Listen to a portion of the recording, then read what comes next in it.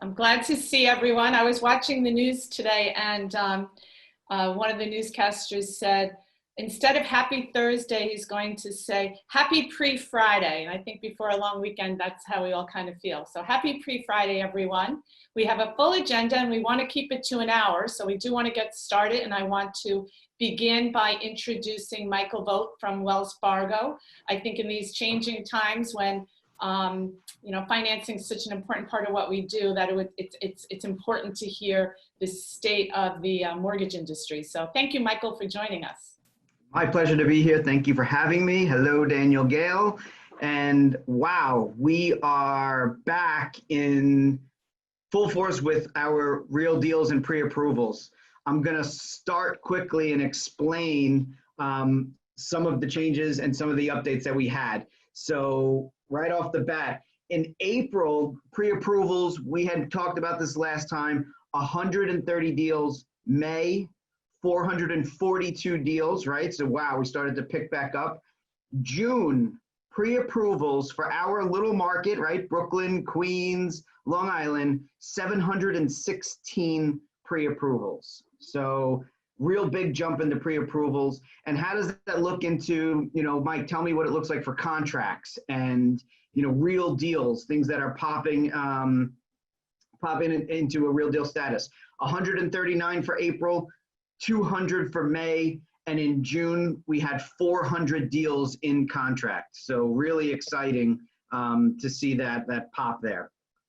Interior inspections, something that I know that we had a pause on, and we are pretty much all signed, sealed, and delivered to go back into interior inspections, which is great and exciting. So we're just waiting for legal to finalize that, and we'll be back in that realm. So excited for that. What else? Getting your customers pre-approved right now is the most important piece, because there have been so many credit changes, and I'm going to talk to you a few of the things you want to be aware of. You really need to make sure that they're pre-approved and pre-approved with a real high quality loan officer that you feel confident with, because there's so many new changes. I'm going to give you one, Deidre, that I want everyone to walk away with. So look at this, student loans. We know that a lot of the student loans went into a forbearance type situation where they automatically just move those payments into the back. So if I ran their credit, okay, early on, and I ran their credit and they had a payment on that student loan for $150, then the student loan company puts that into forbearance and their credit expires as they're looking, and we re-pull their credit. What happens is their credit report will show no payment. Okay, so no problem. But what happens then is lenders have a rule where they have to use 0.5% of the balance. So sometimes those payments that's traditionally $150 could balloon into $700. Again, I'm not saying this to scare you. I'm just saying this to make sure that you're working with someone that's aware of some of these guidelines and some of these new things that are happening in the state that we're in. So student loans. Obviously, we know about forbearance, and we know that that's now reversing and trending the opposite direction, which is a good thing. We're starting to see that the new forbearance change. We're starting to see people come out of it, and there are rules and restrictions regarding that going forward. I don't know if we could save that for another time, Deidre. I'll pause for questions, no problem. And that's something maybe we'll do locally for each branch, if that's okay. Yeah, that would be good if you could save it for locally. And if anyone has questions, put it into the chat box and we'll make sure that we get you your answers. Perfect, you got it. And then lastly, obviously, because it's mid-year through 2020, we'll be asking those self-employed customers for profit and losses. And those are some of the intricacies in our business on the mortgage and financing side. Rates are still in a really, really strong spot. We still have our relationship pricing, and it's just so exciting to see the market in the state that it's in. So I'm eager to hear from everyone today and over the next month to see these deals go in, and are we getting contract prices? So best of luck over the summer. Happy 4th of July. And you know how to reach me if you need anything at all. Thanks for the invitation, Deidre. We appreciate it. Thanks, Mike. I appreciate it. Thank you for being with us. And Anytime. now Lisa Ciccarelli is going to talk to us. And I think, Lisa, you're going to focus a little bit about the local municipalities and getting title searches done. I think. Is Lisa on? Hello, Deirdre? Oh, yeah, there you are. Hi, Lisa. Okay, hi. Okay, good morning, everyone. I would like to give you a general update on the status of where we stand with regard to closures of our towns and villages. Now, please keep in mind that these updates are subject to change as the COVID situation unfolds on a day-by-day basis. As of today, both Nassau and Suffolk County Clerk offices, towns, and most villages remain closed to all but employees. Access is limited to title examiners only, those with a pass, and on a limited basis. Requests for documents continue to be submitted by our examiners by email and/or fax and notified when completed. Now, depending on each municipality, turnaround time for searches such as COs are becoming more and more delayed. We are seeing the heaviest delays in the town of North Hempstead, with a delay of up to 16 weeks, as they are still working on those searches that were submitted before the shutdown in March. Now, surprisingly, the town of Oyster Bay has gotten much better in running the searches with delays of only 2 weeks.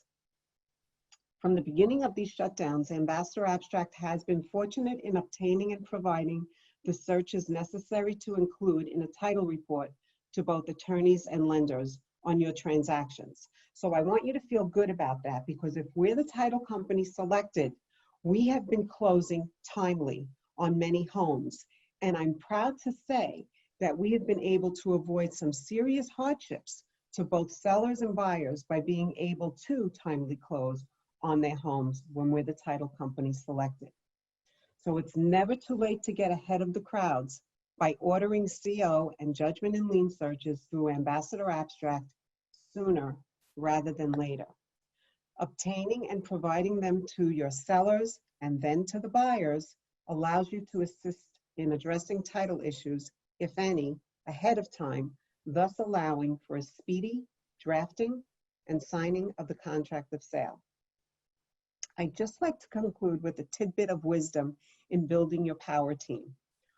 Although in New York State, it is customary for the attorney for the buyer to choose the title company on their client's behalf, remember that the consumer, your buyer, has the right to choose their own title insurance provider. Therefore, it is important for you to introduce Ambassador Abstract to your customers. The only way Ambassador can safeguard your transactions and help you resolve any title issues that may arise is by having us be the title company chosen by either the buyers themselves and then letting their attorneys know of their choice, or by an attorney who hopefully was referred by you from the Daniel Gale attorney list. I wish you all a safe and happy 4th of July, and I hope you all have a wonderful holiday weekend. Thank you, Lisa. Thank you very much. I think that the real message here between Mike and Lisa is that as real estate advisors, we have to control the team. The more we control the team surrounding the transaction, the more control we have over being sure that it can actually close. So we know that, and we're all here to help all of you. So please take advantage of our lender and our title company. So thank you both.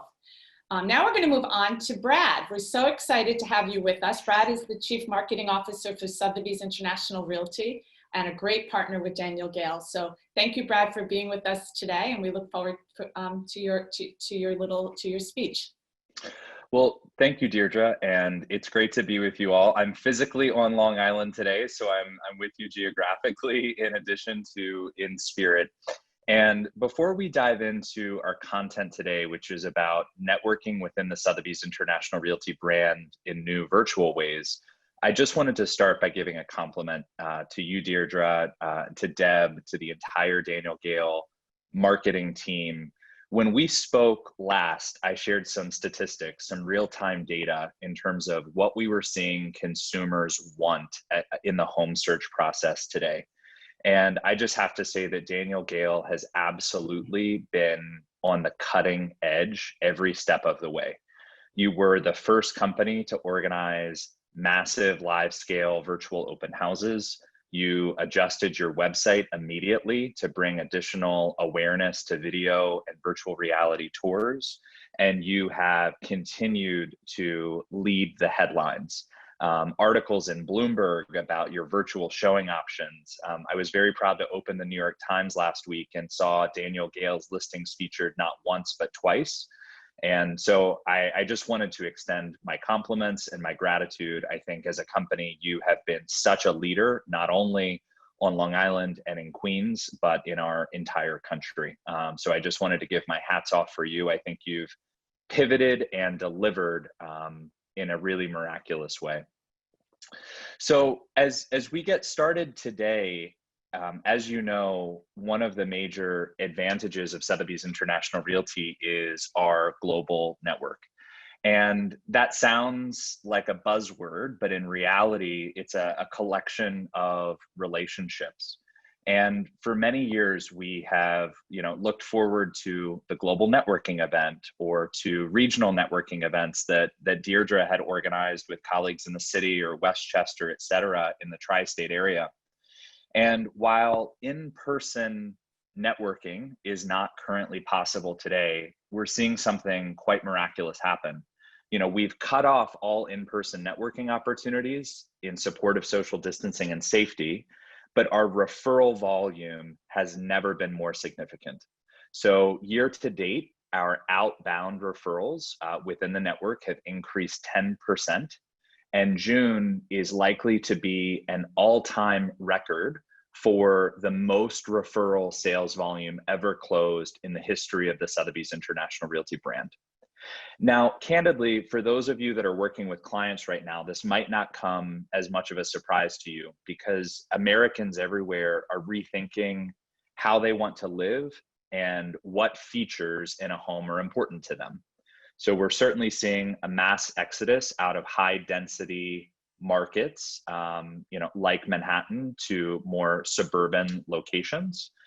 We're continuing to see migration between states for families that want to relocate to be closer to their family. And we're also seeing the impact of work from home shifts.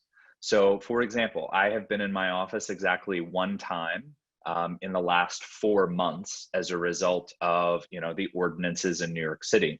And so as many employers rethink their physical footprint, it opens up opportunities for clients to consider living in new places.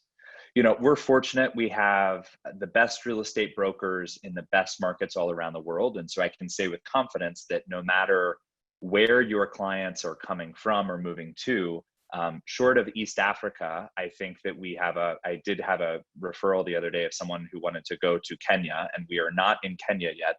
But this geographic footprint is really broad.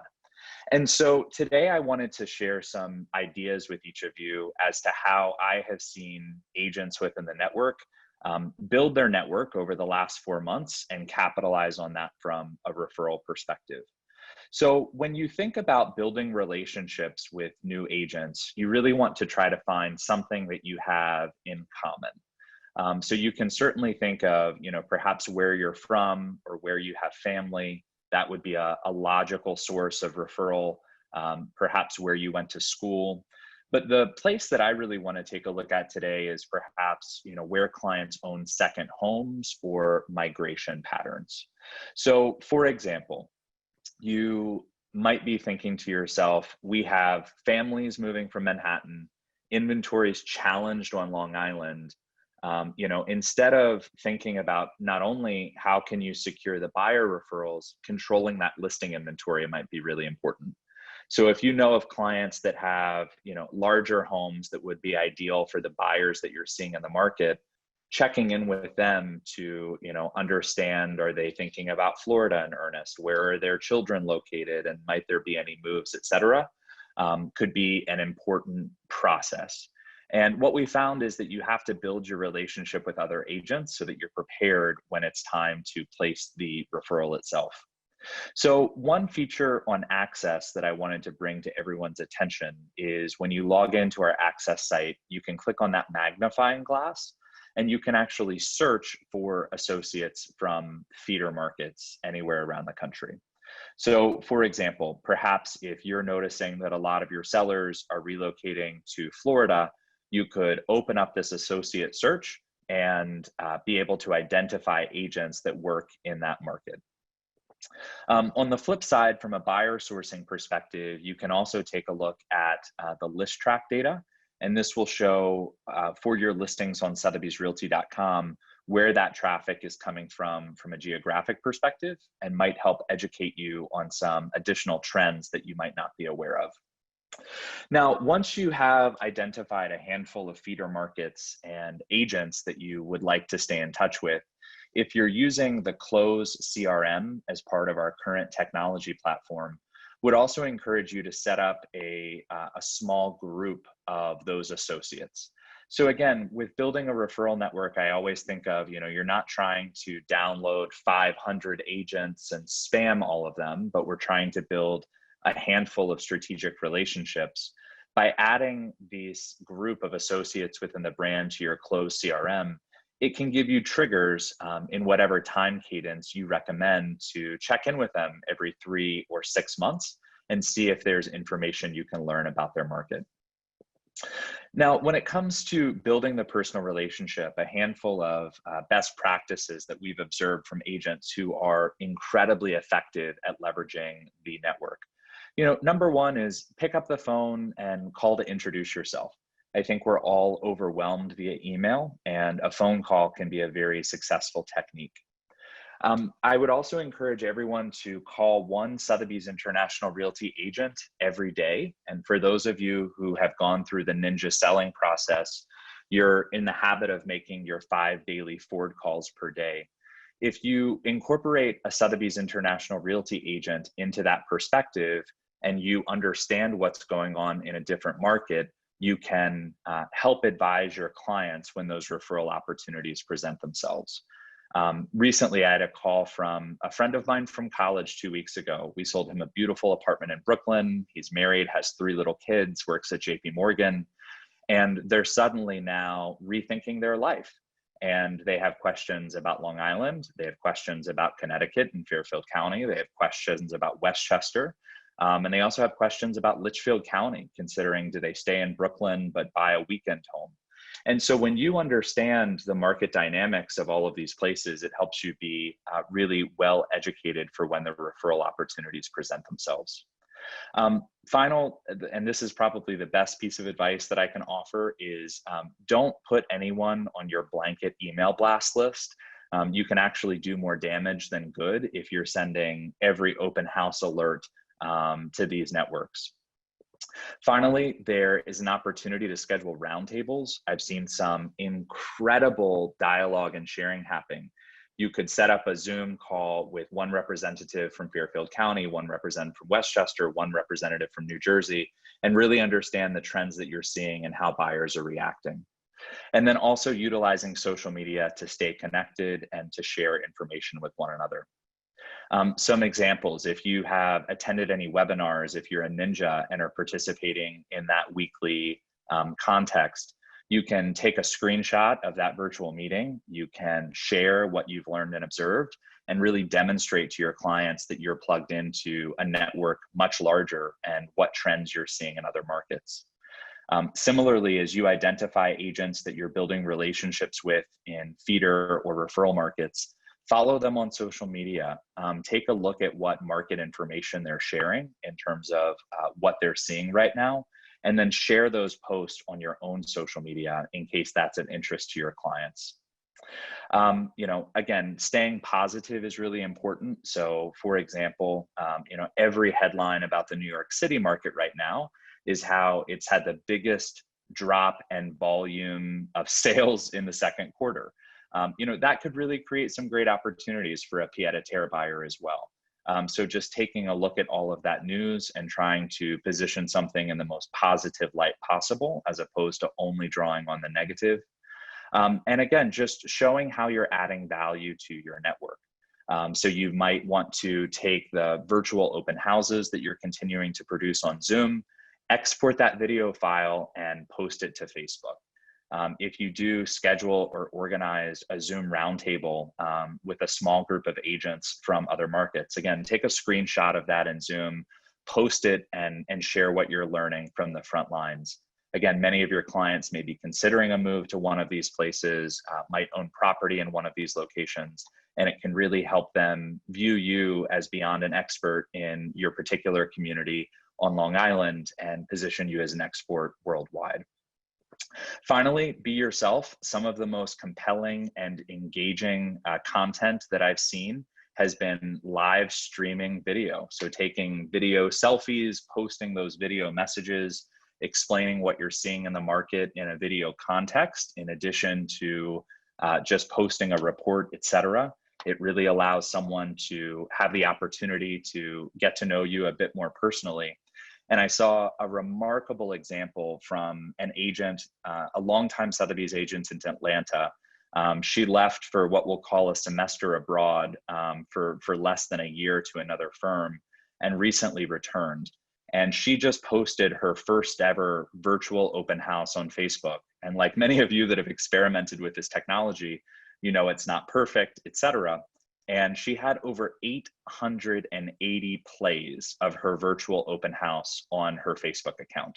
So, you know, taking advantage of that great work that you're already doing, inviting Sotheby's International Realty agents from key feeder markets to take a look at what is available on Long Island, keeping them informed for their clients, et cetera, can be incredibly powerful. For those of you that are familiar with the concept of hashtags, this lets us easily search and connect with others on social media. So I'll make sure that everyone has this slide and they can share it after the fact. But if you're posting one of your videos, hashtag SIR VOTW, which is video of the week, or SIR New Dev. If you are talking about a referral that you successfully sold and closed, perhaps you worked with a colleague on a referral transaction.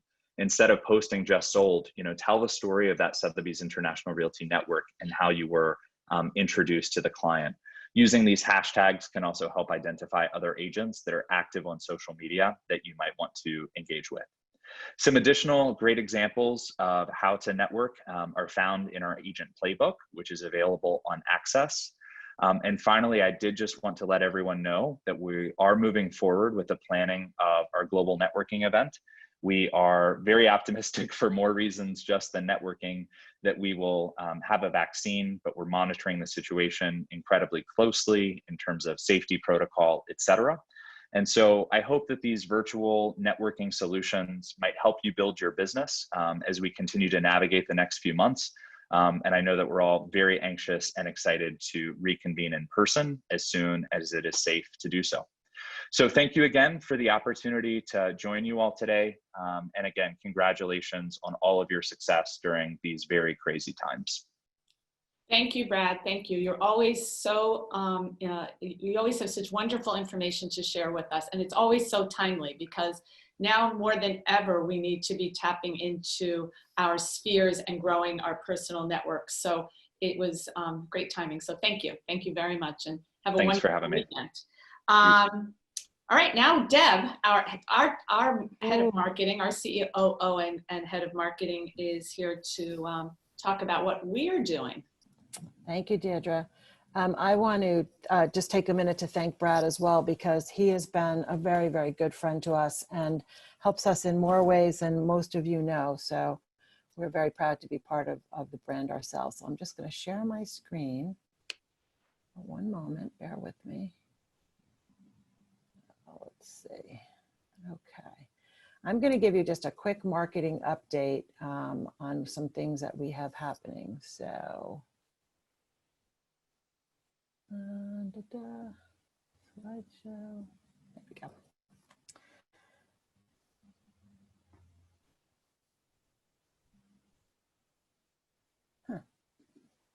Never works the way you want it to. Okay. So we have added the virtual open houses. Sorry, I'm going to start over. We've added the virtual open houses to the website. They'll show up on both the property pages with the date and the time and on the property detail page. So you can see that. That's a change that we've been working on with the website company. Applying stickers to Instagram stories. All these stickers have been on the Whale News, but I want to just show you how they'll work. Kevin put a great GIF together for us. As soon as it starts working, okay. Kevin. I can't hear him. Go up and down.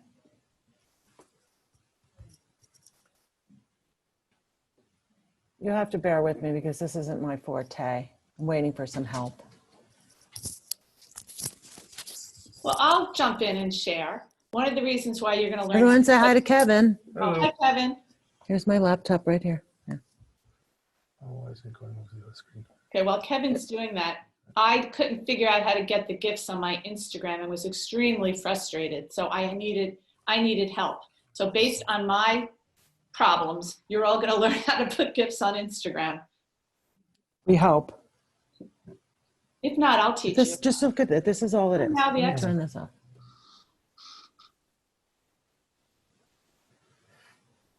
We only practiced this 15 times before the call. There we go. Okay. So step 1, sign into your Instagram account and swipe right to access your story.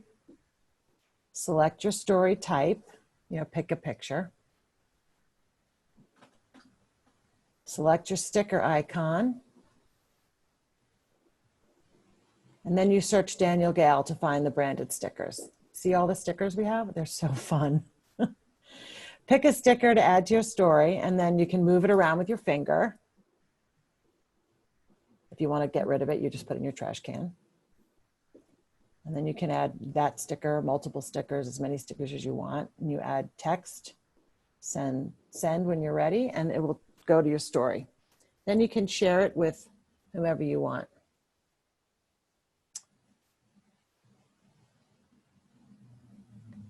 Okay. So that was the sticker. Posting the stickers on Instagram is easier than showing you how to do it on the PowerPoint presentation, I promise.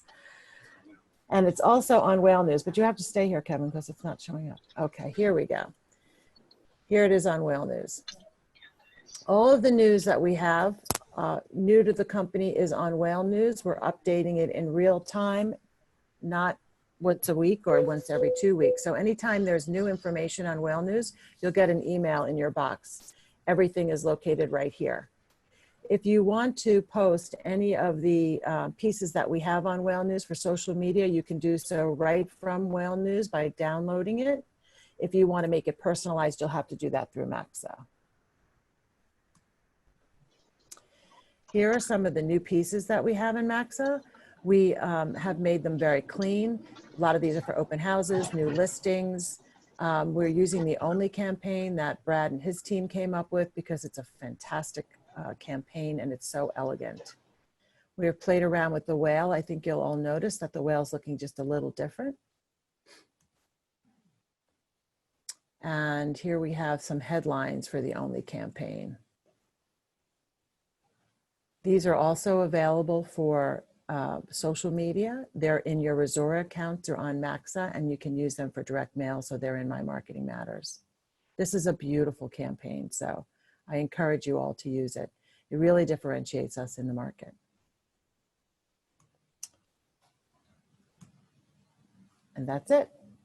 Thank you. Thank you. And a big thank you to everyone in marketing and technology for all of your hard work all through COVID and now post, well, we're not post COVID, but now as we are getting back to work, it's taken a huge group effort to do everything that we did. And let's all be really proud. We did everything first. I mean, people caught up with us, but we did it first. So congratulations.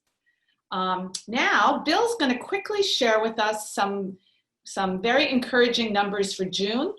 It looks like we could potentially be back on track and perhaps experiencing a late spring market, but a spring market in the summer nonetheless. Yeah, so what I'd like to just do before I share my screen is just let you know, we're going to show 4 graphs. The first 2 are talking about units that came to market as far as listings. And our timeline is March 14th when COVID hit its peak through towards the end of June. The second graph will talk about pendings, units again, pendings from when COVID exploded on the 14th to where we are today. And those 2 charts will compare what's going on as it happened last year. So our spring market is basically now the summer market of 2020. So, and then the third and fourth is going to talk about pricing and the strength in pricing, because we seem to be also doing much better in our average price for every month this year as compared to last year, both in pendings and in closed transactions. So let me just share my screen.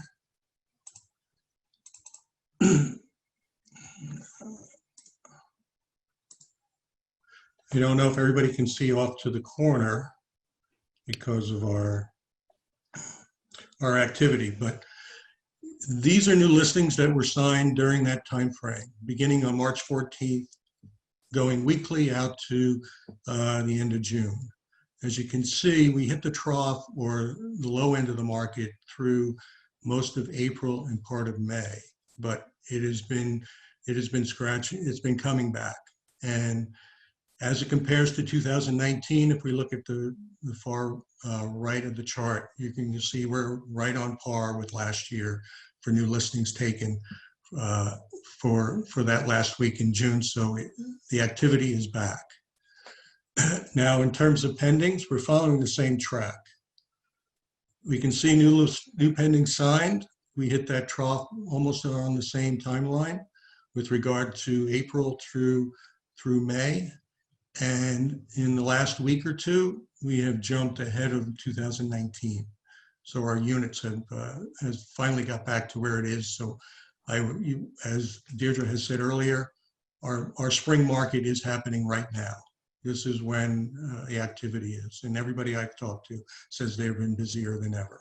So this is reflective of what's going on. And this is Daniel Gale production numbers. This is not MLS. This is what's happening internally to us because we've been watching this very closely since COVID exploded. Now, in terms of pricing, okay. Here's our, units. Here's our pricing for 2020 from January through June. This is new pendings that we've signed to our new under contracts. As you can see, each month, with the exception of one, our average price was below last year. But this year, the pricing strength has been quite strong, and it seems to be continuing out through June. We're continuing to see price strength not only in our pendings from January through June, but we're also going to see that with regard to our closings. Closings are following very similar tracks. So regardless of the weakness that we saw in April, it appears that it hasn't affected the pricing for properties on the market, and the growth seems to be holding strong. So with that, I'd like to turn everything back to Deirdre, if Deirdre would like to add anything to our conversation. The only thing that I will add is that the messaging that I hear from the offices and from the agents is that pricing is strong. We are seeing bidding wars, but properties that are truly aspirationally priced are not seeing that. So pricing is key. It still needs to be tight.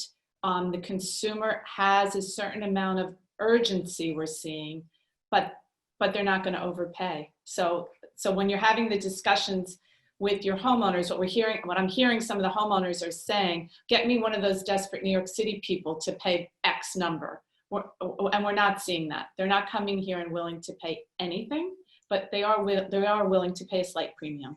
So pricing. But thank you, Bill. That's all very optimistic. And I think that we're just going to have to work this summer and not take those summer vacations to the beach, because we have ground to make up. And I know you all are working, and we are all here to help you. Now I'm going to turn it to Carol.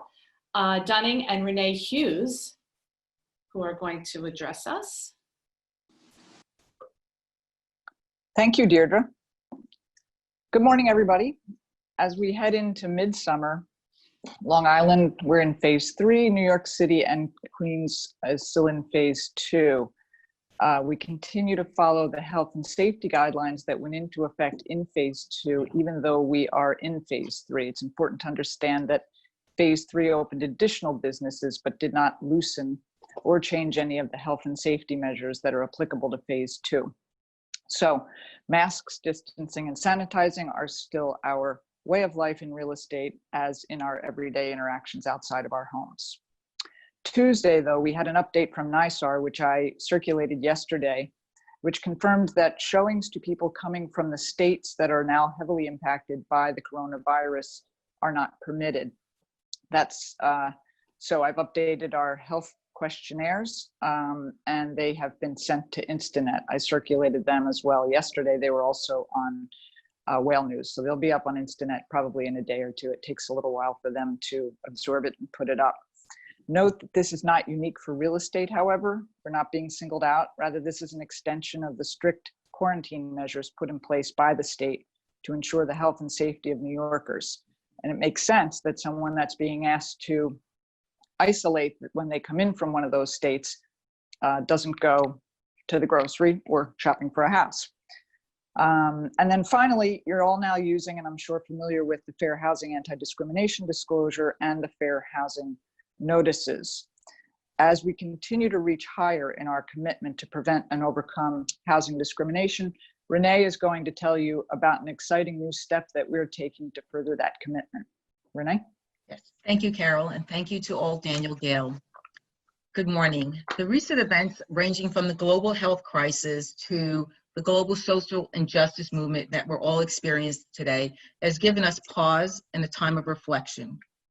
As an organization, Daniel Gale Sotheby's International Realty continues to be a leader and take responsibility to keep us informed and in front of these changing times. A few weeks ago, we celebrated June 19th, a national holiday, though not a new holiday as many people had thought, a national holiday observing the end of slavery in the United States. The Sotheby's community publicly committed itself to observing the holiday, and as we at Daniel Gale actually broadcasted on our social media platforms many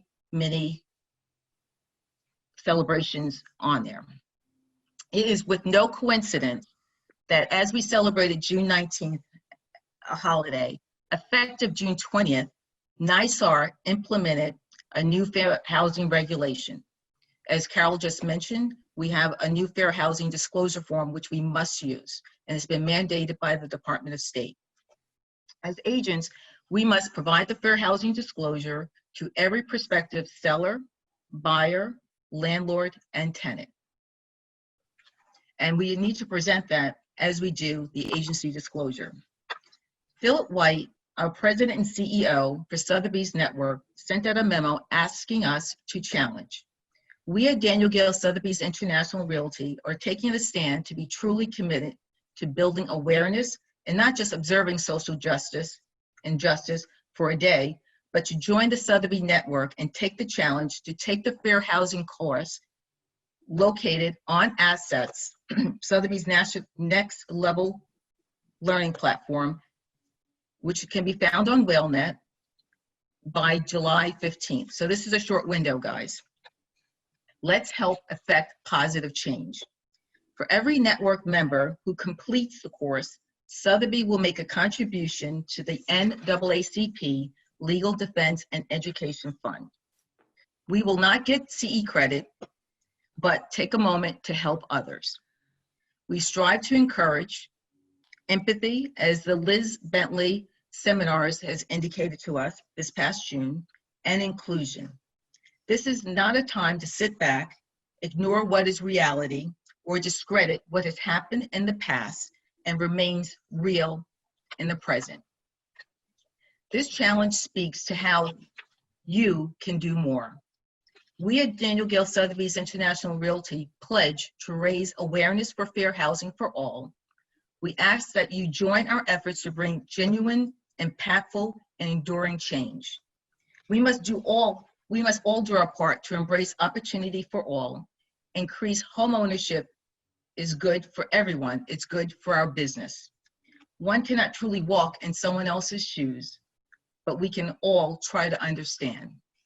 Not everyone has the ability to purchase or rent, but everyone should have the opportunity. Take the challenge. Let's show the Sotheby's Network how strong we are. I've actually taken the course myself. It's not very long. It is interactive, so we do have to pay attention. There are 4 segments, each of them no more than 7 or 8 minutes long. Please, let's join the Sotheby's Network and do our part. Thank you, Renee. That was beautiful. And I also want to thank Renee. Renee's always led our challenge in showing the world we care.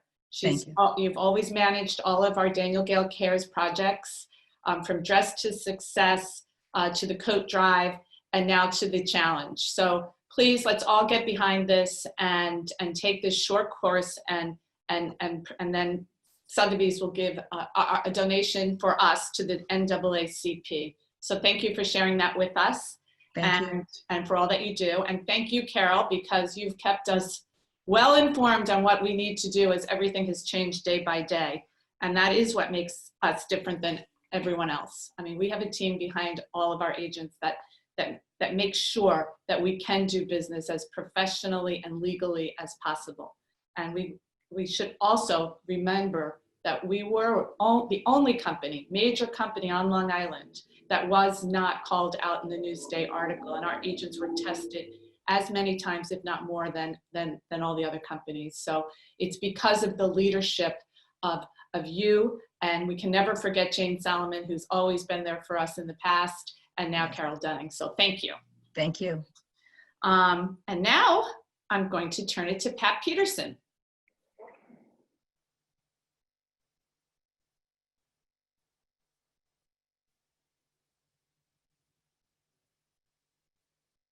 I think. Pat, are you here? Oh, there you are. Oh, well, I did it by myself. Look at me. Thank you so much to everybody. This has been a terrific meeting. Really, so much in here. I'm so glad it's being recorded and that it is going to be available to everyone. I've been following our group chat, and thanks as always to our team for so quickly responding to the availability of all of the things that you're seeing here today. And I am myself going to be one of the first ones to accept that challenge, Renee. And do I get a diploma? Will I get an award? I don't know. Doesn't matter. I'm still You make a donation. I know. It will be fabulous. I also want to just take a minute to thank all of our support people. You know, we've been very carefully and judiciously and correctly opening our offices. And our support people have been bearing the burden of this. And when I say burden, it's just the extra steps that we have to take to keep all of us safe. And I want to thank everyone in the branches and in the corporate office. I really would love a shout out to marketing and relocation and technology and accounting.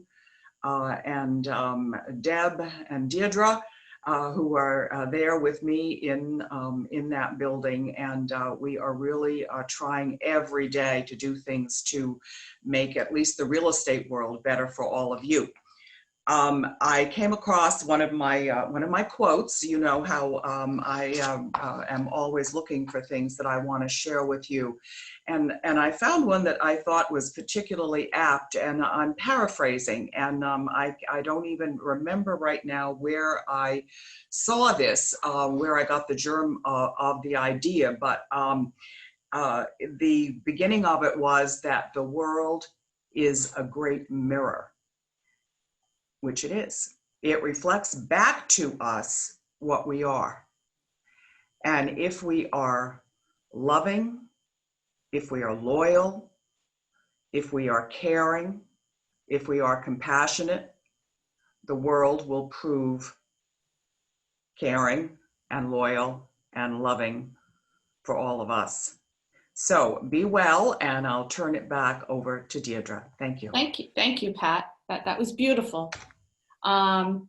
I do want to speak a little bit about the offices. Starting Monday, all of the offices will be open. You're welcome to go to your office. We will be practicing social distancing. So, if you're walking around the office, you'll be required to wear your mask. We're going to try to keep everyone at every other desk. So if the office becomes too full, the manager may make a decision that some of the people that have been there maybe too long might have to move along. But in general, we want to give you the opportunity to get back to business as we know it. And how do we know it? We know it as the Daniel Gale team working together. And it's while we've done our best to be together on these Zooms, and it's been fabulous, we know that you want to be back together physically, and we know you want to have your support team right there with you. So Monday morning, you are welcome to go into the offices. If you're nervous, you don't have to go into the offices at all.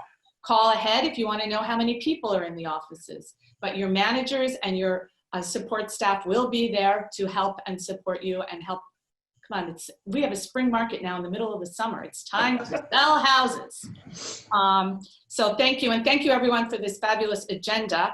And in closing, I want to say, as we enter into the 4th of July weekend, how proud I am to be a member of this Daniel Gale Sotheby's International Realty family today more than ever, because we have gone through something incredible together. And I am proud to be an American. And I want to also wish you and your families a wonderful weekend. I know socially, perhaps you won't be able to celebrate as you have done exactly in the past, but enjoy your families, enjoy your time together, and take a little time to laugh. I don't think we're laughing enough. So enjoy. Thanks. Thank you all very much.